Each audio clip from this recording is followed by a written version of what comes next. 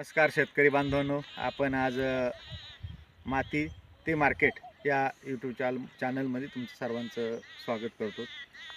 मागच्या वेळेस आपण 3 दिवसापूर्वी आपल्या चॅनलद्वारे स्वर्गीय अजितदादांना श्रद्धांजली वाहिली. मी पुन्हा एकदा स्वर्गीय शेतकऱ्यांचे नेते अजितदादा पवार यांना भावपूर्ण श्रद्धांजली वाहतो. कारण मला दादांची आज आठवण अशी झाली की एक माती जन्मलेला नेता आज महाराष्ट्र हरपलेला आहे.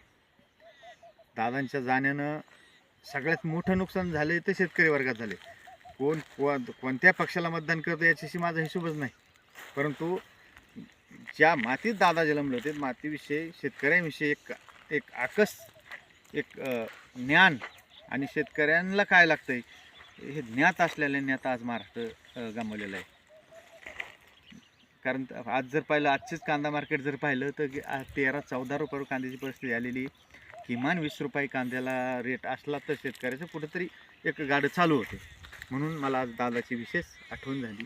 किमान पुढच्या 8 दिवसात दादांनी काहीतरी तडजोड केली असती आणि कांदा मार्केट सुरळीतपणे नेलं असतं, असं मी दादांना या ठिकाणी श्रद्धांजली वाहून जाऊ दे. तो विषय आपला नाही आहे, परंतु मी माती ते मार्केट या चॅनलमध्ये तुमचं स्वागत करतो. आणि आज वळूया आपण आपल्या डाळिंब बागेकडे.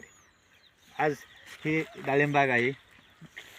ह्या बागेला आपण 15 जानेवारीला याला पाणी सोडलेलं आहे आणि आज ही आहे चौकी अवस्थेमध्ये. हे पहा शेतकरी बांधवांनो, हे पहा शेतकरी बांधवांना एक मी डाळिंबाच्या विषयी एक थोडासा बहुमूल्य असा सल्ला देतो. आपण 15 जानेवारीला याला पाणी सोडलं, 4 तास पाणी दिलं. त्यानंतर 17 जानेवारीला पुन्हा एकदा आपण 1 तासभर पाणी दिलं आणि त्यामध्ये आपण 0-60-20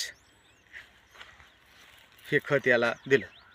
त्याच्यानंतर परत 4 दिवसानं आपण या बागेला कॅल्शियम बोरॉन दिलं आणि परत त्यानंतर 4 दिवसांनी म्हणजे 12 ते 13 दिवस झाले, आज 14 दिवस झाले पाणी दिलेलं. पुन्हा एकदा आपण या ठिकाणी 0-60-20 दिलं. यानंतर ही चौकी आता पूर्णपणे चौकी परिपक्व होईपर्यंत आता कुठलं खत द्यायचं नाही. पाणी 4 दिवसाला 5 दिवसाला द्यायचं, ते बी जेमतेम द्यायचं. कारण आपण जर 1 तास 1.5 तास दिलं तर ही चौकी आघाडीवर जाईल. यामुळं ही चौकी आघाडीवर न जाता आपल्या स्टॉप करायची असेल तर पाणी 5व्या-6व्या दिवशी देताना किती द्यायचं, एक 20 ते 25 मिनटं पाणी द्या तुम्ही, काही अडचण नाही. असं कारण जोपर्यंत गुंज निघत नाही तोपर्यंत पाणी लेवलमध्ये ठेवा आणि ज्यावेळेस गुंज दिसन त्यावेळेस थोडं थोडं पाणी वाढीत चाला.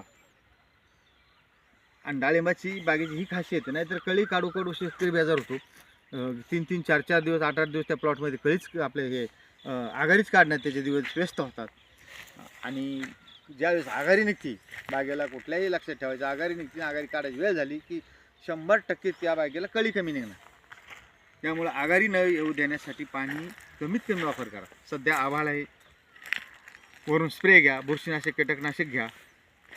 कारण ज्या वेळेस ह्या चौकी अवस्थेत ही जर माव्यानं किंवा कुठल्या बुरशीनं ही चौकी ग्रासली तर ते शेवटपर्यंत ती बाग काही यशस्वी होत नाही. त्यामुळे चौकी क्लिअर ठेवण्यासाठी तुम्ही 3-4 दिवसाला 5व्या दिवसाला ह्या अवस्थेत फवारणी करा. वातावरण क्लिअर असलं तर 8-8 दिवस गरज नाही, परंतु ढगाळ वातावरण आहे, ऊन पडतंय, आभाळ येतंय, ह्या परिस्थितीमध्ये शेतकऱ्यांनी 4थ्या ते 5व्या दिवशी फवारणी घेणं आवश्यक आहे. यानंतर पुढील व्हिडिओ आपण पुढच्या आठवड्यामध्ये करू. नमस्कार सर्व शेतकरी बांधवांना माझा पुन्हा एकदा रामराम करतो आणि 2 शब्द ह्या ठिकाणी आपल्या माध्यमाद्वारे संपवतो.